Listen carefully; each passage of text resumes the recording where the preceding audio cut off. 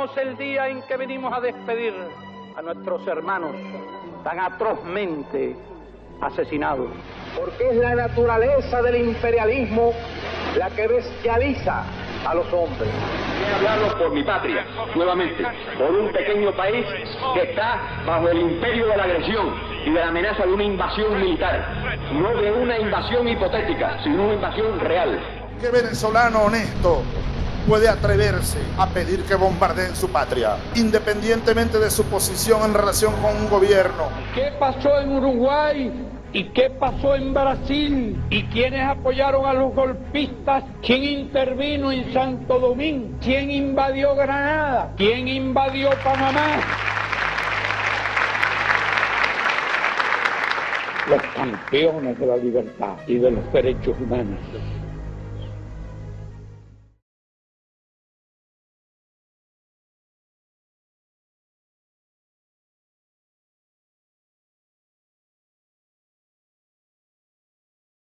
Bueno, yo nací el 10 de marzo de 1937 en Sagua La Grande, antigua provincia de Las Villas, que era como le llamaban, porque existían solamente 6 provincias hasta aquel momento. Y yo nací allí en Sagua el 10 de marzo, que coincidió históricamente con el golpe de Estado de Batista. Así que el mismo día que yo cumplí 15 años, me lo celebraron en la cárcel, porque tenía 15 años ese día, y un grupo de jóvenes, compañeros míos de los estudios y del sindicato, nos tiramos a la calle a protestar contra el golpe de Estado. Yo realmente no sabía quién era Batista, porque me habían hablado de Batista, pero yo no había vivido Batista, yo no sabía. Pero mis padres me decían que había sido malo, lo que había hecho, todo lo que había hecho, los crímenes que había cometido Batista antes del 10 de marzo. Y eso es lo que nosotros teníamos pensado, y que además estaban los estudiantes. Y esperábamos que el ejército de Batista, el ejército de Pío Socarrás, que era el presidente en aquel momento, iba a respaldar a Pío. Pero no fue así. A las 2 horas o 3 horas aproximadamente, el ejército de Pío Socarrás, a las 2 o 3 horas se plegó, entregó las armas y se pasó al bando de Batista. Por lo tanto, nosotros los estudiantes no hacíamos nada, estábamos desarmados. ¿Con quién íbamos a luchar? Los compañeros que estaban en La Habana intentaron hacer algo, entre ellos José Antonio y el comandante en jefe Fidel, que era un abogado, compañero recientemente abogado graduado de Derecho, pero no, aquello quedó hasta ahí. Así fue el primer día, el 10 de marzo del año 1952, que yo era un muchachito, ahora soy un muchachón.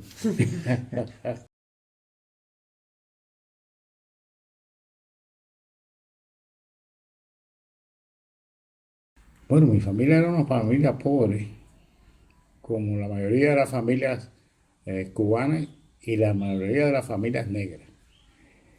Yo puedo decir, habían provincias que habíamos compañeros o más personas blancas, pero en el caso nuestro, en mi provincia, y más que en mi provincia, en mi pueblo, nosotros llamamos, eran más negros que personas blancas, eran más negros que personas blancas. Y mi papá trabajaba en un mercado vendiendo pescado, es decir, que él no era pescador, él salía por las tardes a comprar a Isabela de Sagua, que pertenece a Sagua, a 10 kilómetros aproximadamente. Mi papá salía y yo lo acompañaba algunas veces, cuando no tenía clase por la tarde, allá al puesto de Isabela. Ahí, cuando terminaba la faena, que se llama faena, a lo que hacen los pescadores, ¿no? Que pescaban, vienen de la faena, llegaban a ese puerto de Isabela, y ahí mi papá y otros más le compraban el pescado para revenderlo al otro día por la mañana en el mercado central de Sagua, que habían varias casillas, le decíamos, pero eran lugares donde se vendía el pescado y otras cosas más. Y entonces mi mamá era ama de casa. Me preguntan casi siempre por qué yo había sido revolucionario. Yo le he dicho casi siempre, hermano, pienso que fui revolucionario por ser joven, fui revolucionario por ver los maltratos que le hacían al pueblo de Cuba y a los negros, y fui revolucionario por ser negro. Pienso que en aquel momento la persona de la raza negra, negro, no de color como le pusieron para suavizar, no decirte negro, decir, ese muchacho de color, si no fuera tan de color, podía ser algo.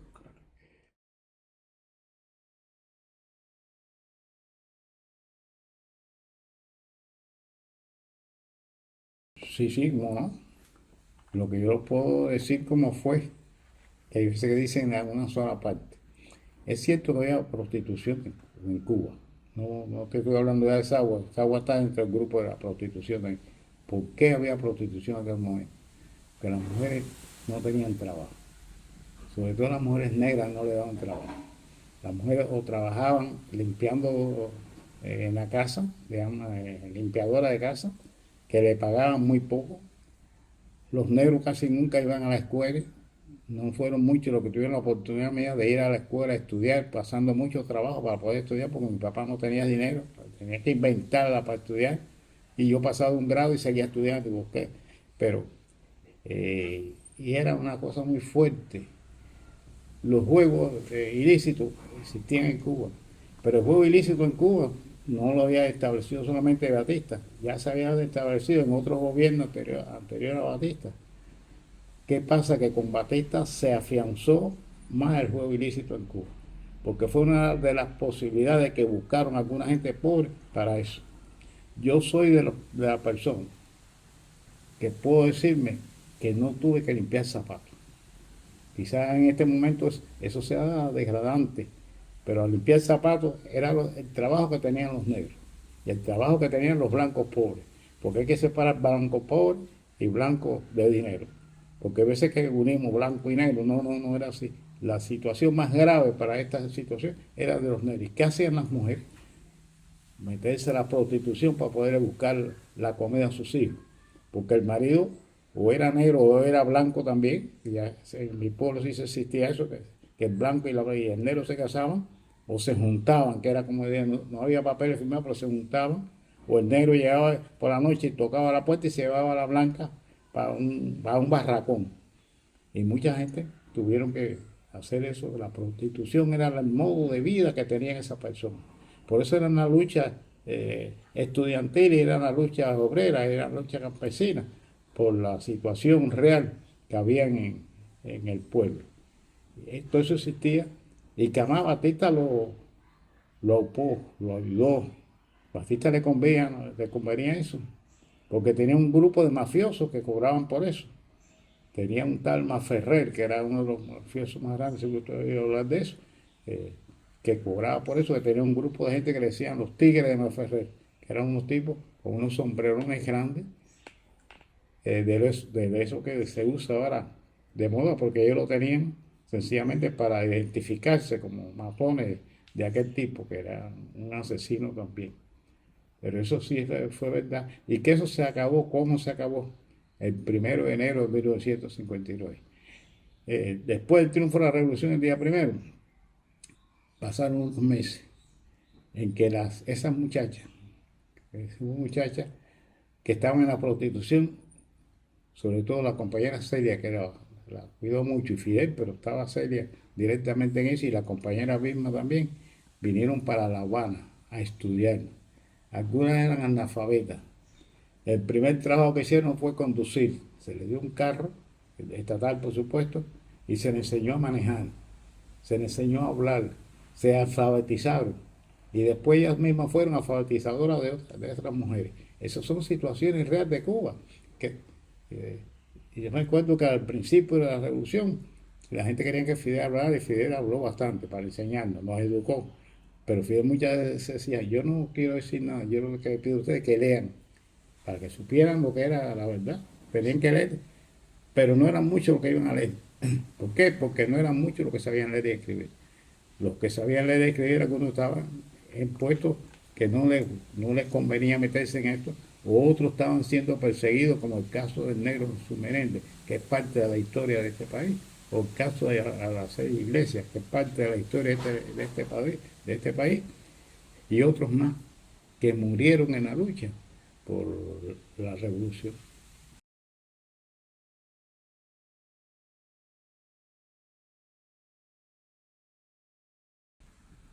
Bueno, lo que hacen esa campaña, que en Cuba en este momento hay una dictadura, o son muy anormales, o es que le pagan mucho para decirlo.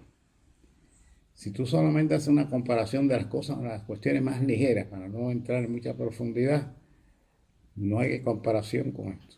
Primeramente, se le dio el arma al pueblo. Nunca los pobres tuvieron armas. Aquí los que tenían armas eran los bastistianos, la gente de Prigo, la gente de Grau. El gobierno eran los que tenían armas. Los pobres no tenían armas. Cuando nosotros nos lanzamos a la calle el 10 de marzo fue con piedra y palo. Y cuando nos lanzamos un grupo de nosotros el 9 de abril, que pasaron unos días, fue con palos y piedras. Cuando tomamos Azagua por 24 horas fue con palos y piedras. No teníamos fusiles. Los fusiles los tenían ellos. Pero además había habido 20.000 muertos que aparecían en la calle tirados, jóvenes así como tú y como yo, que yo en ese momento era joven, tirados en la calle, asesinados. Y para justificar eso, le ponían una bomba en la mano para que apareciera que iba a poner una bomba y lo habían matado, lo asesinados. Y los cadáveres no los oía la familia, no se les daba a la familia, lo enterraban como pudieran. Y entonces en esos momentos el estudiantado, los jóvenes y los sindicalistas salían a la calle a protestar contra aquello. Entonces no se puede comparar con ahora. ¿Quién le faltaba el respeto en aquel momento en policía? Y lo primero que hacían los policías tener una casa de juego, que había una muchacha de aquella que vivía allí, trabajaba, ese era el trabajo de las pobrecitas muchachas, y entonces él cuando terminaba su guardia, iba allí y le pedía cuántos hombres pasaron por aquí, pasaron tanto, tú me tienes que dar tanto, y seguía. Eso lo saben. Quizás ese que dice que es cubano, que al final no nació en Cuba, no lo sepa, porque no ha estudiado, no lo han enseñado. Le enseñaron desde el principio las cosas malas de la revolución, no las cosas buenas de la revolución. El primer país alfabetizado fue Cuba. El primer país sin problemas de enfermedades graves fue Cuba. El primer país con distintas vacunas hechas por nosotros, los cubanos, fue Cuba, hechas por nosotros contra los americanos, que no dejaban que las vacunas vinieran a Cuba, que no dejaban que nada, igual que están haciendo, que los medicamentos vinieran a Cuba, pensando que los cubanos no íbamos a morir en la calle por tonga. Esa era la línea de los gobiernos de Estados Unidos. Por supuesto que ahora rompió el bate, como decimos, sí, rompió el bate. Pero bueno, era la misma línea. Entonces no se puede hacer una comparación con la otra. Cuando se hace una de las primeras manifestaciones, que es la primera declaración de La Habana, vinieron los campesinos, y en la segunda igual los campesinos, en su caballo, con su fusil y su machete. ¿Cuándo le daban los machetes a los campesinos? ¿Cuándo le daban un fusil a un campesino? Si los pocos campesinos, o obreros también, que tenían su revolvito para cazar sobre todo, para buscarse la vida, lo primero que se hacían era quitárselo. Y si te encontraban con un revolvito, te daban 2 tiros y decían que tú eras clandestino o insurreccionario, que era no sé qué, cualquier cosa para asesinarte. No le importaba quién fuera la persona. Así que no hay ninguna comparación. Y los estudiantes, ¿cuántas universidades había en Cuba? ¿Cuánta gente estudiaba? ¿Cuántos negros podían estudiar? No eran muchos los negros que podían estudiar, porque el estudio había que pagarlo. Desde que tú estabas en el kindergarten, que era como, estoy poniendo palabras de aquel momento, kindergarten, que era como se llamaba, me acuerdo que nos daba un plegable, una cartilla. Esa cartilla no empezaba empezaba por un Cristo, una cruz. Entonces cuando tú ibas a leer, ya en kindergarten, así chiquito, como esos niños que están aquí, tú decías, creo en Dios Padre. Y entonces, y después decía toda la otra parte. Lo primero que tenía en la cartilla era creer en Dios. Y a lo mejor en ese momento tú te estabas acabando en Dios, porque estaba pasando hambre, o porque a tu papá lo habían asesinado. Y entonces yo creo en Dios. Es decir, que eso era Ellos no tienen posibilidad de discutir con Cuba. Saben que no tienen razón de ningún tipo. Y la libertad que tienen en Cuba, ¿qué pasa? Que tú en Cuba puedes hablar. Lo que no se debe permitir en Cuba es la falta de respeto, en ningún lado. ¿Quién le falta el respeto a un pirata esto en Estados Unidos de otro lado? Ahora sí, porque ahora están todas estas cosas, entonces las noticias lo ponen como es, bufo, pero en aquel momento nadie se atrevía a hablar de un presidente de Estados Unidos. Los asesinatos que se cometieron en Estados Unidos contra los negros, ¿quién hablaba de eso? ¿Quién acusaba a esa gente? ¿Quién acusó a los que mataron a Jesús Meléndez? ¿Quién acusó a los que mataron a Pelayo Cuervo? No, de eso no salía.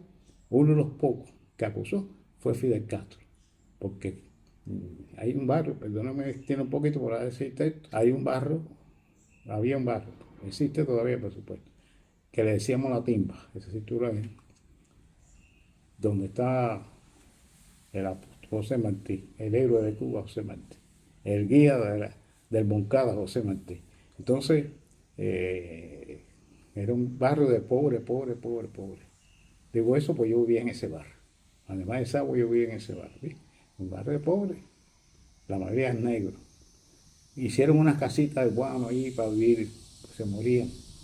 Y lo primero que hizo Batista fue y la gente de Batista, por supuesto, venir y quitarle las casas a aquella gente, a aquellos pobres.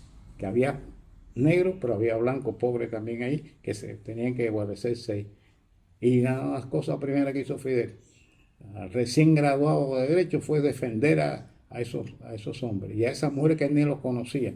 Todavía no existía la efigie gloriosa de José Martí. Se llamaba la Casa de la Libertad, le habían puesto un nombre que no tenía que ver realmente con estaba. Y estaban terminando de poner ahí la figura de José Martí, que se terminó en los primeros días ya del 58, al final del 58. Y allí Fidel lo defendió y no cobró por eso, porque Fidel no cobraba. Porque además era pobre, había terminado de estudiar, su familia tenía, pero él vino a estudiar. Igual que el general de esos Raúl Castro, vinieron a estudiar. Igual que sus otros hermanos, vinieron a estudiar y se prepararon a estudiar. Y tuve la separación que había entre familias.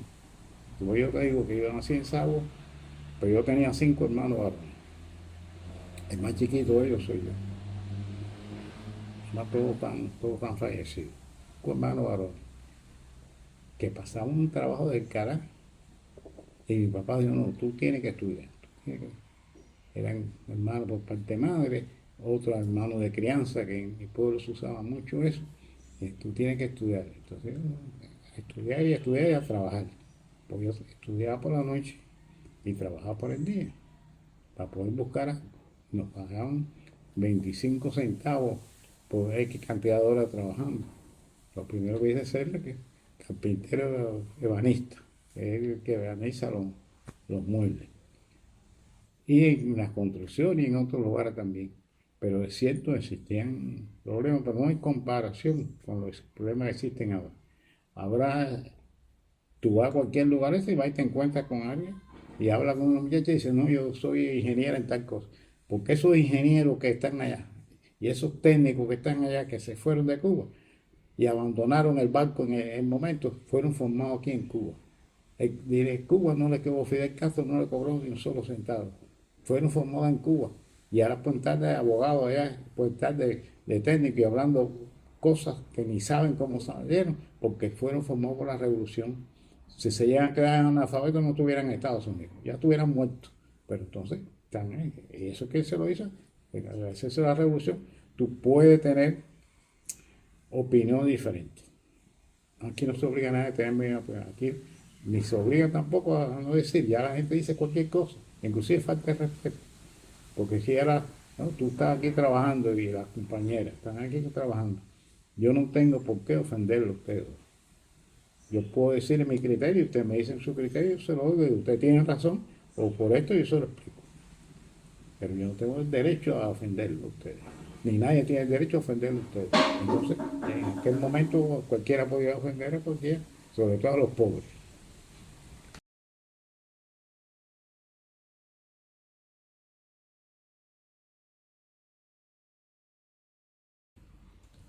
Bueno, yo llegué a Girón el día 17. O sea que el día 16 se proclamó el carácter socialista de la revolución en el discurso de nuestro comandante en jefe y la alarma de combate para todo el mundo, ¿eh? Porque ya se sabía que los barcos estaban en Panamá, en Guatemala y otros lugares más. No se sabía por dónde iba a venir el desembarco, pero sí sabía que iba a venir el desembarco.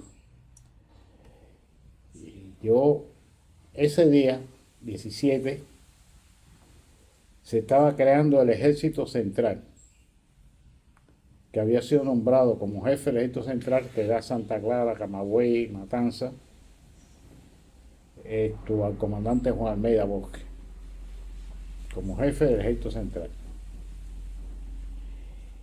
Y yo ese día me iba para Oriente, el día 17. Sabíamos eso, me iba para Oriente, porque había un grupo de compañeros nuevos que habían llegado al Ejército Central y por supuesto iban a trabajar, estaban trabajando allí.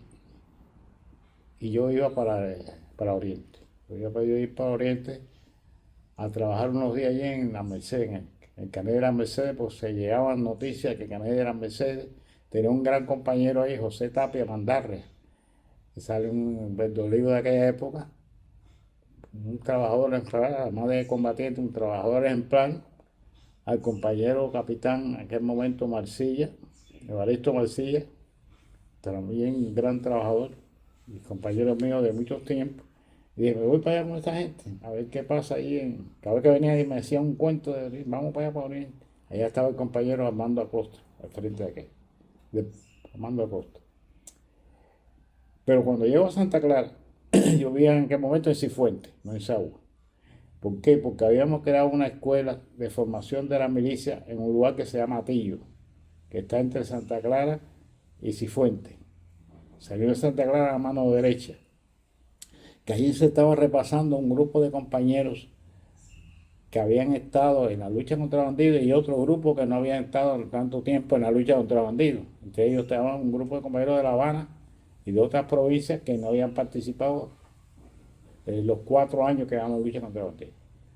Y el jefe siempre preparando y cuidando a los hombres, dice, hay que pasarle otro curso. Y ya se había hecho el primer curso, hecho directamente por el comandante jefe, en La Campana, que es como se conoce históricamente. Y este otro que es el de Atillo, del cual yo era el jefe de ese campamento, de la preparación de esos compañeros.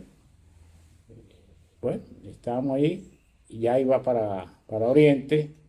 Y cuando llego al 31, te estoy hablando del mismo escuadrón que habíamos tomado en la guerra. El escuadrón 31 estaba allí, se veía el movimiento, gente saliendo, gente entrando. Yo había ido a buscar el papel, un documento, para que me presentara al compañero Armando Acosta, que iba para él. Pero entonces cuando yo entré a uno de los lugares aquellos, me encuentro a otro compañero y digo, ¿qué pasó? Y dice, coño, ¿ve que tú sabes lo que pasó? Yo, no sé, lo veo ustedes correteando. Dice, óigame, jefe, desembarcaron los americanos. Primero se dijo aquí en Cuba, en aquel momento, no por Fidel, sino en Cuba, fue el sentido general de los cubanos y de las cubanas. Aquí desembarcaron los americanos, ese era el sentido general. Habían visto los movimientos, las noticias de los movimientos, habían visto el famoso barco Houston por allá, que era el que traía el resto de la gente y que traía el gobierno provisional que iban a ponerle ya. Bien. Y digo, ¿de dónde está? Dice, en Girón. Y hay que decirle a ustedes que a pesar de haber estado en la lucha contra los bandidos, su lugar allí en la villa, el lugar de Girón, yo no lo conocía, pero me conocía, creo que sí, ahora casi no conozco porque han cambiado mucho esas provincias, para bien, por supuesto, pero por aquello yo no me conocía a Girón, había ido a todos lados, pero no había ido a Girón a ninguna operación. Bien. Entonces Girón, yo andaba con mi chofer, compañero Teodosio Miranda Rodríguez, de allá de Pinar del Río, que era más que mi chofer, mi hermano. Carajo. Digo, Miranda pasó y dice, ¿qué vamos a hacer? Digo, vamos para Girón. Tú te quieres mirar y dice, no, yo para Girón contigo, ¿cómo yo te voy a dejar arriba? Vamos para Girón. Cogimos el carro, sin pedirle permiso a nadie. Esto me lo pregunté como agente jefe, a nadie, salimos rumbo allá a Guarama para la vuelta a Girón. Pasamos por la escuela de Matanzas, por todo eso. Me sorprendió en aquel momento ver las personas que estaban en la calle pidiendo y aplaudiéndonos. A todo el que iba para allá la gente lo aplaudía. Viva Fidel, viva la revolución. Aquello, a pesar de los años que han pasado, uno se lo siente uno dentro todavía. Entonces llego a Yaguarama, el primer pueblito. Ahí en Yaguarama estaba el puesto de mando central del Ejército Central, dirigido por el comandante Almeida y por el comandante de Tomasevich, Raúl Menéndez de Tomasevich, que había sido jefe mío en la lucha contra bandidos también. Y éramos amados míos, compañeros. Llego allí y bueno, seguí para el combate. Cuando estoy llegando a un lugar que había un cafetal dando eso de caña, sentimos los tiros y vemos un jipe que está caído en la cuneta. Dentro del jipe está una persona herida intentando salir. Mirando al chofer mío se baja. Dice, voy a saca al muchacho, el compañero que no podía manejar, pues lo echa para un lado, se monta él y saca el jipe. La gente está en un campito de caña que había ahí. Ahí están los primeros mercenarios, estaban allí, en aquel campito de caña. Entonces, él mando el jipe con el herido, con otra persona, y me quedo con Miranda ahí. Y ahí comenzamos la lucha. Ahí estaba ya el batallón 117 de abajo. Y el batallón 113 y un batallón 200, que no me acuerdo el que está escrito. Te digo esto y recargo esto porque alguna gente dice, pero coño, sí, ¿qué hacía Drake en un batallón de La Habana? ¿No? ¿Qué hacía yo? Inclusive yo había preparado ese batallón 117 yo lo había preparado en Atillo. No para Girón, lo habíamos preparado para cualquier cosa bien. Igual que el batallón 339, del cual yo fui jefe después de Girón. Y yo siempre digo después de Girón, porque el batallón 339 fue el primero que enfrentó allí, pero el compañero capitán Melquiades, que se enfrentó ahí, el compañero Julián Morejón, una gente histórica que había estado Julián Morejón con nosotros en el Congo, era tiza en la guerrilla de Che en el Congo. Entonces, fueron los primeros que se enfrentaron. Por supuesto, me imagino que alguien le dijo a Tomás, o a René de los Santos, comandante René de los Santos, ahí está Dreke, dijo, entreguen el mando a Dreke. Me cogí el mando. Digo esto, porque años después, cuando vinieron los primeros grupos aquí para la reunión aquella, el intercambio entre lo que habían estado en Girón y eso, que Fidel, como era siempre, cuidadoso, nos dijo un grupo de nosotros que íbamos a participar en aquella reunión entre los que nos habían atacado y nosotros, con Fidel por supuesto delante, y Manamara y Fidel Castro allí. Fidel siempre decía, no le vayan a decir mercenario. Fidel nos dio una charla, a casi todo el mundo nos dio, no le digan mercenario. Ellos se entregaron, estuvieron presos, condenados, están sueltos, no le digan mercenario. Porque esta reunión te estoy diciendo es después, como los 20 años después del Girón.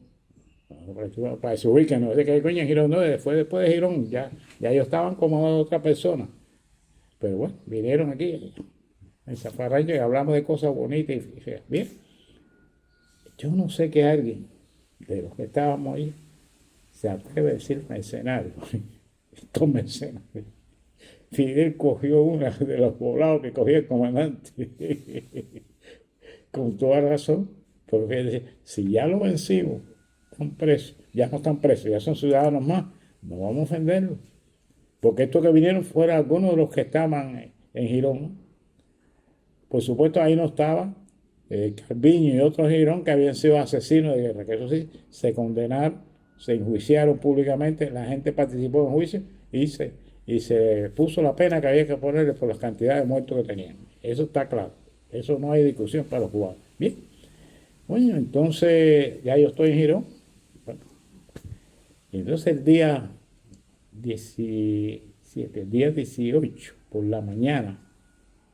Pero tuvimos el día 17 por la noche combatiendo ahí en una calle. Pasó un carro, aquello era de madre. Sacamos varios heridos nuestros de las milicias que estaban ahí, que tenían menos experiencia y fueron de los primeros que llegaron y chocaron allí. Bien, estamos en esta situación de ahí de Girón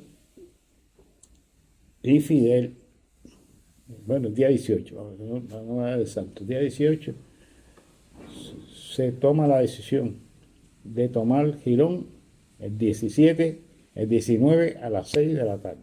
Esa era la orden que era el comandante en jefe, lo vio todo el mundo.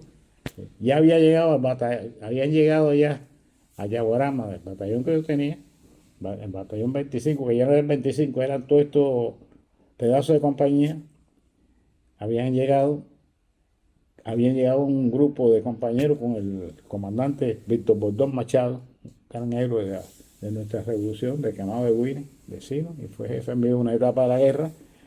Habían llegado allí, creo que ya estaba Polito, y un grupo más de compañeros. Unos conocía yo y otros no conocía. Habían llegado con unos tanques y para reforzar la parte de nosotros, para el refuerzo. Y que a las 6 de la tarde del día 17 debíamos estar tocando las aguas de Girón. Esa era la foto del comandante en jefe tirándose del tanque. Bueno, salimos para Girón, hicimos un cálculo y salimos para Girón por la mañana al amanecer. Hay una gran preparación artillera. El compañero nuestro que dirigía en aquel momento la artillería hace una gran preparación artillera, que quiere decir que todas las armas que tienen artillería de alcance empiezan a tirar para limpiar el camino y que pueda avanzar la infantería.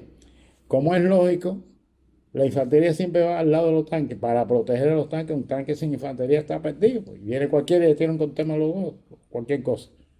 E igual que la infantería, cuando se despega de los tanques, se chivó, porque los marterazos y esos que van para los tanques los cogen, no tienen donde guarecerse.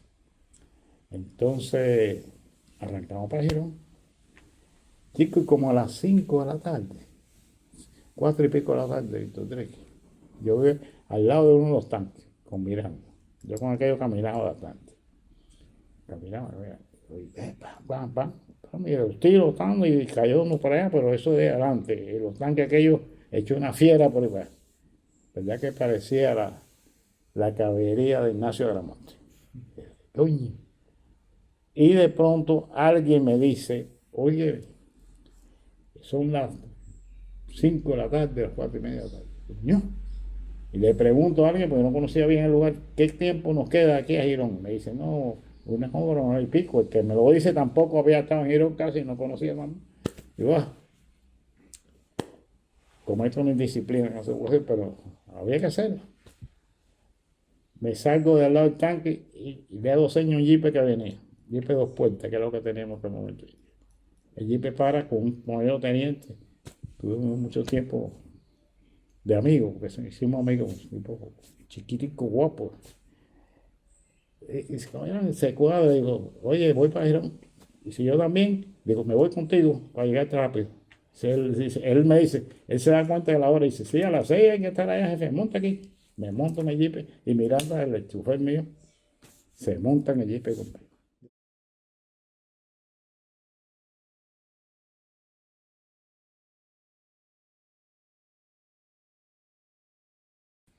Te voy a decir, bien. En este caso, pues, te voy a decir para no perder el pedacito este. Llegamos, yo me monto. Bueno, vamos a atrás para que lo pueda coger después. Primeramente, en aquel momento dijeron había una gran preparación militar de un grupo de cubanos. Como habían llegado algunas armas hacía poco tiempo, ¿qué pasaba? Que si usted era tanquista, usted era tanquista, sabía algo, era tanquista, sabía algo de tanque, no era especialista en tanque, porque nosotros aprendimos los tanques de la guerra, algunos compañeros y otros no, otros aprendimos en la escuela. Llegaban los tanques por la mañana, por la noche, no sé, y al otro día usted que era que era alumna hoy, mañana usted era la profesora de otro grupo que entraba nuevo, ¿sí? Así que no estaban preparados los tanques con especialistas en tanques. Lo que la gente no hizo, como decíamos los cubanos, la gente no hizo la lotería bien puesta. Y entonces le dieron los tanques a un grupo de gente, Polito, Víctor Bordón, un grupo de compañeros, Emilio Aragonés, entraron por el batallón, estoy hablando de los que entraron por el batallón donde yo estaba, hay otros que entraron por otra parte de Girón. Entonces, eso nos dio, a lo que ya estábamos en Girón, que íbamos a mejorar desde el punto de vista militar, porque habíamos estado allí con fusilitos, con M25, que era metralleta, le decíamos, eran las armas que nosotros teníamos, y yo tenía una metralleta con aquella que teníamos nosotros en aquel primer momento, en los primeros momentos. Entonces, la impresión que me da a mí, yo había estado en algunos combates, yo había estado herido ya en la guerra y todas esas cosas, pero la impresión que me dio fue muy fuerte la impresión, porque ver compañeros metidos con el carro ahí trabado y que no podían salir, que Miranda lo sacó valientemente el carro y después se lo dimos a quien se lo llevaba para el hospital, y que no sabíamos por ahí para adelante lo que podía pasar. Eso me dio a mí personalmente una gran impresión, igual que creo que a todos los compañeros, pero que además nos dio la posibilidad de salir a recoger a algunos compañeros que estaban en la carretera, que estaban en la carretera, lo habían herido y estaban en la carretera tirados, no había quien saliera allí, y los sacamos. Usted es loco, ¿no? Yo soy loco, yo lo que no voy a dejar que el compañero se muera, vamos a sacarlo, y lo sacamos. Entonces ellos nos dieron un compañero cuando fuimos a sacar uno que estaba tirado en la carretera, casi, yo creo que murió el compañero. Pues lo sacamos de allí de la carretera. Y entonces teníamos esa preparación, y teníamos la preparación del ejército rebelde. Y teníamos la preparación de que habíamos acabado en aquel momento ya con parte de la limpia del Escambray. Porque la limpia del Escambray se produce porque ellos quieren tener esa fuerza como una quinta columna, para cuando ellos desembarquen tener una quinta columna de aquí dentro. Y ellos cogen la carretera esa que tenía una sola vía, no como ahora, porque para entrar por ella había que ir por el medio de la carretera. Y ellos, como tenían la fuerza aérea, el aire lo tenían ellos, los tanques lo tenían ellos, un barco lo tenían ellos también fuera, pensaron que no podíamos entrar. Porque cuando se está discutiendo esto, se decía, ¿por qué provincia viene? ¿Por dónde van? Porque había movimiento de tropas mercenarias en Santiago, en Oriente. Había movimiento de tropas mercenarias en Pinar del Río. Había en casi todos los lugares que tenemos playa, y nosotros somos playa, no podemos quitarnos eso, tenemos que tener algo lindo.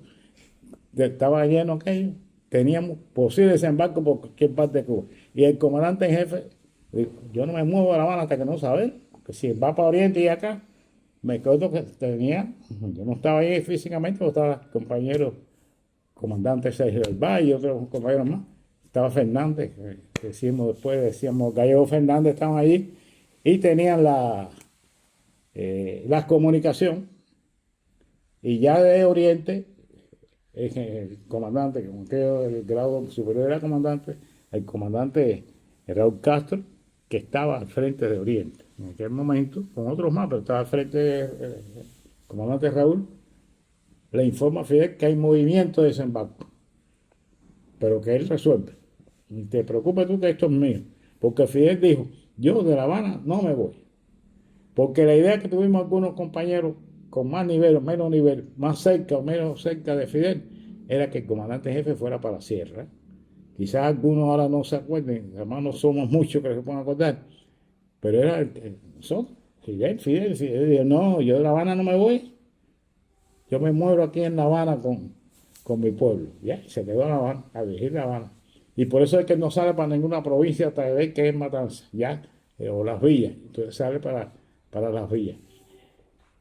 Todo eso influyó en nosotros. Yo estoy hablando de mi persona. Eso influyó. Los principales dirigentes de la revolución allí, porque había un grupo de compañeros, de comandantes, capitanes, otros compañeros que ya se habían jubilado, que estaban en el INRA, la agricultura, fueron allí por la libre, el compañero Bosa y otros compañeros fueron ahí por la libre, como fui yo por la libre. Entonces en este caso ya ya caigo en la reunión, Fidel me dice, Dreki, ¿quién te mandó para Girón? ¿O cómo tú fuiste para Girón? Yo, comandante, me acuerdo que estábamos sentados en una mesa grande, habíamos varios compañeros. Me pongo de pie. Digo, comandante, ¿usted me permite? Sí, te pregunté. ¿Cómo fuiste para Girón? Digo, por la libre, comandante. ¿Qué y tú? Pues sí, yo fui para la libre. ¿Quién no hubo? Nadie, yo mismo. Entonces me puse la mano. Está bien. Y digo, por la mano fui yo solo. Empezamos a mencionar a otro grupo de compañeros que habían ido para Girón, que yo sabía que habían ido fuertemente, no conmigo, pero como yo. Entonces, ahí brinco ya a la entrada de Girón para la herida. Porque ellos tenían más gente, tenían todas las posibilidades, tenían la aviación, tenían los tanques, la mayoría de los tanques ellos, tenían la otra invasión, tenían al gobierno provisional montado en un barco. Y cuando Fidel llegó, que plantó ahí ese y empezó a tirar, los tipos hicieron así, y no desembarcaron, se fueron huyendo y lo dejaron embarcado. Eso es lo que ellos decían, que los tipos lo habían dejado embarcado, los americanos. Ahora después de los años dicen que no, que ellos fueron héroes. Este tipo que corrió como un caballo y ahora dice que es un héroe y que va a venir. Ese no sabe por dónde no va a venir. Deja ver. A ver si se vuelve a equivocar.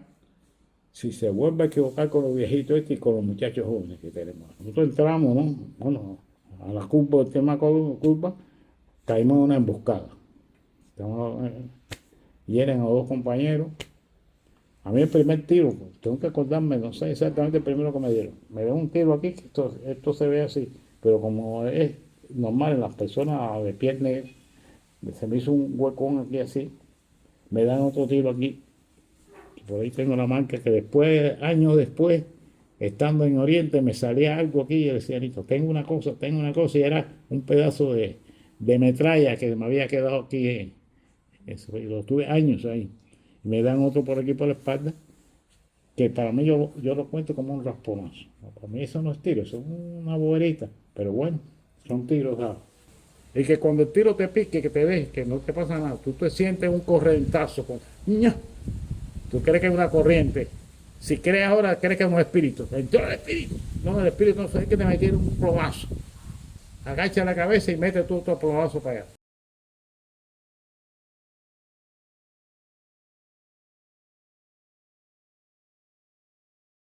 Sí, el problema es que el miedo tú tienes que lograrlo, agarrarlo. Que el miedo no te agarra a ti. El miedo tú tienes que voltearlo. Igual que si tú vas a agarrar un toro, tú coges el toro. Si tú coges el toro y le pasas la mano y eso, no. Eso era lo que decía Che. Correr con elegancia. Miedo ha sentido todo el mundo. No quiero ver que dice que no ha sentido miedo. Se está engañando él mismo. Yo he sentido miedo por mi familia, por mi esposa ahora, por mis hijos, por mis nietos, por ustedes, por Cuba, por África. He sentido miedo que se maten esos niños. Por el Líbano sentimos miedo. Todo eso sentimos miedo. Por los palestinos sentimos miedo. Pero eso no quiere decir que no peleemos. Porque el miedo que tenemos no hace pelear. Para que no pase lo que están pasando en esos países. Pero los cubanos, los africanos en general quieren África. Y dan la vida por África, igual que África da la vida por los africanos. Esto que da Cuba no es ahora, desde hace años da la vida por los cubanos. Nosotros en el Congo, en el grupo de Che, murieron 6 compañeros cubanos, combatiendo ahí en front de fuerza, defendiendo a los congoleses en aquel momento, a la gente de Patricio Lumumba, a Kabila y a aquel grupo de compañeros, murieron 6 cubanos. Y si va para Guinea-Bissau, murieron 8 cubanos combatiendo en Guinea-Bissau junto a Amílcar Cabral. Eso es sangre que llevamos nosotros en el corazón, que llevan los cubanos en el corazón. No Víctor Dreki Moya, no, sino todos los cubanos lo llevan en el corazón. Como los 32 compañeros nuestros que cayeron en Venezuela, que cayeron con las botas puestas, como decía Fidel, como decía Raúl Castro y como decía Che Guevara. Con la bota puesta cayeron, con el pie en el estribo. Así fueron los cubanos, combatiendo hasta el último momento. Y eso lo saben ellos. Ojalá que no haya guerra. Nosotros no queremos la guerra. Seguimos lo que dice nuestro presidente Díaz-Canel, la paz, vivir en todo, pero tampoco nos vamos a poner de rodillas. Ya no hay cosas, como ha dicho nuestro presidente, que es lo que cumplimos, que no se discuten. En un análisis de discusión, ya lo dijo el presidente Díaz-Canel, hay puntos que no van. La soberanía no va en los puntos a discutirse. Eso no se discute, eso no está en la agenda de discusión, eso no se discute. Que pueden hacer aquí lo que den la gana, tampoco se discute. Que nosotros tengamos que tener 3 o 4 o 5 o 10 o 15 partidos como tiene el país, tampoco se discute. Hay cosas que con Cuba no se pueden discutir. Y el que la entienda bien, el que no también, como decían los viejos. Así es un dicho que tú no habías nacido todavía, que la entienda bien y si no también.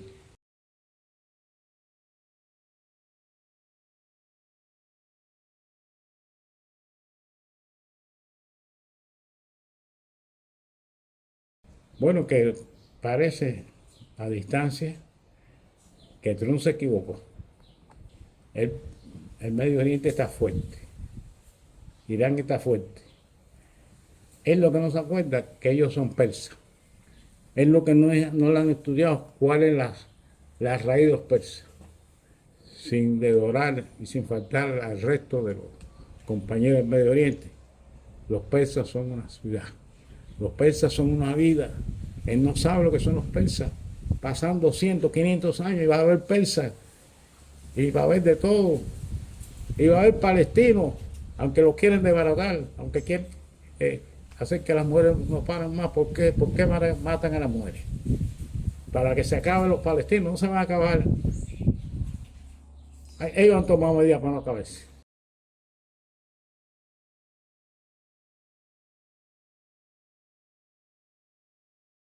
Sí, Estados Unidos mantiene la misma línea política, más apretado más la línea política, porque esta es una de las cosas que está haciendo es que ellos no permiten que a tantos años de revolución haya podido tumbar, la revolución siga. Ellos no permiten que con el cerco y todas las cosas que hicieron, Cuba siga ahí y que siga ahí de pie, porque se puede seguir de rodillas no. Cuba siga ahí, eso no lo puede permitir Este loco quiere ser para decir, yo sí lo tumbé, pero quiere tumbarlo a base de matar al pueblo de Cuba, de arrasar al pueblo de Cuba, de quitar a Cuba del mapa.